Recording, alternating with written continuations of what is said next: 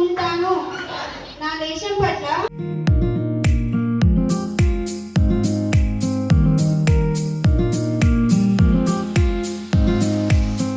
చెట్ల సంఖ్య, అడవి సంఖ్య ఎంత పర్సెంటేజ్ ఉండాలి? నా యొక్క బాల్య జీవితం 8th, 6th, 7th, 8th ఇక్కడ గడిపాను. ఈరోజు కళాశాల అధ్యాపకులు ఒక చిన్న పెంకుటిల్లు, గోడౌన్ లాంటి రౌండ్ గోడౌన్లు,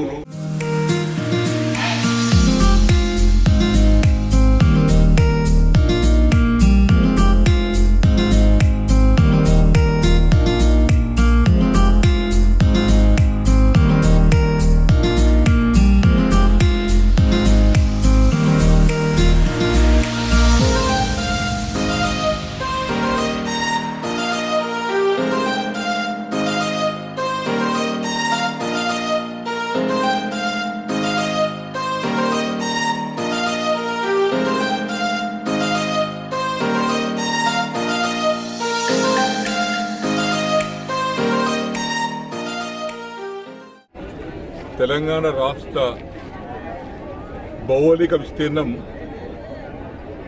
2,75,00,000 ఎకరాలు. ఈ 2,75,00,000 ఎకరాలలో తెలుసో తెలవకనో కొంతమంది ఉన్నటువంటి అడవులను నిర్దాక్షిణంగా నరికేశారు. దాని ప్రభావం ప్రకృతి పైన పడతా ఉంది.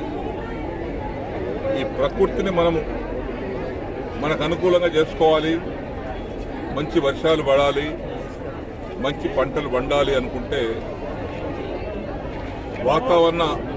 వాతావరణ సమతుల్యం కావాలి, ఎకలాజికల్ బ్యాలెన్స్ ఉండాలి. వాతావరణం ఉండాలంటే గ్రీనరీ పర్సెంటేజ్ 33% కన్నా ఎక్కువ ఉండాలి. ఆ ప్రయత్నంలోనే ఈరోజు రాష్ట్ర ప్రభుత్వం 18 కోట్ల మొక్కలను నాటాలని రాష్ట్ర ప్రభుత్వం నిర్ణయం తీసుకుంది. ఈ 18 కోట్ల మొక్కలను వివిధ ప్రదేశాలలో అవెన్యూ ప్లాంటేషన్ కానీ, ఇన్స్టిట్యూషనల్ ప్లాంటేషన్ కానీ, కమ్యూనిటీ ప్లాంటేషన్ కానీ, హోమ్ ప్లాంటేషన్ కానీ, ఇండివిజువల్ ప్లాంటేషన్ కానీ, ఈ విధంగా అనేక రకాలుగా ప్లాంటేషన్ చేసి చెట్లను నాటుకోవాలి. ఇవన్నీ కూడా ఎక్కడిదక్కడ. ఇప్పుడు ఇది ఇన్స్టిట్యూషన్ ప్లాంటేషన్, కమ్యూనిటీ ప్లాంటేషన్ అంటే ఓపెన్ ఏరియాలలో ఉన్నటువంటి ప్రదేశాల్లో చెట్లు పెట్టాలి. అవన్నీ ప్లాంటేషన్ అంటే రోడ్ ఎమ్మడి పెట్టాలి. ఇవన్నీ ఎక్కడ వారు అక్కడ పూనుకొని ఈ చెట్టు నాటే కార్యక్రమానికి మనం అంకితమైతే ఈ వన మహోత్సవం సక్సెస్ఫుల్ అవుతుంది, విజయవంతం అవుతుంది. అందుకే ప్రతి ఒక్కరూ విద్యార్థులతో పాటు ఉపాధ్యాయ బృందం,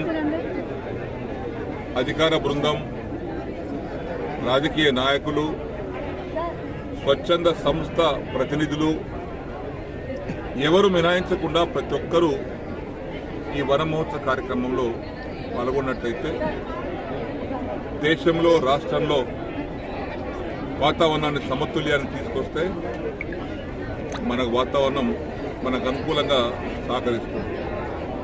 కాబట్టి అందులో భాగంగానే ఈరోజు బాన్స్వాడ పట్టణంలో ఉన్నటువంటి ప్రభుత్వ జూనియర్ కళాశాల, ఇక్కడ 3 జూనియర్ కళాశాలలు ఉన్నాయి. ఇంటర్మీడియట్ కో ఎడ్యుకేషన్ జూనియర్ కళాశాల, ఉర్దూ మీడియం జూనియర్ కళాశాల, మహిళా జూనియర్ కళాశాల, 3 జూనియర్ కళాశాలలు ఉన్నాయి. ఈ 3కి సంబంధించినటువంటి ప్రాంగణంలో ఇక్కడ చెట్లు నాటాం.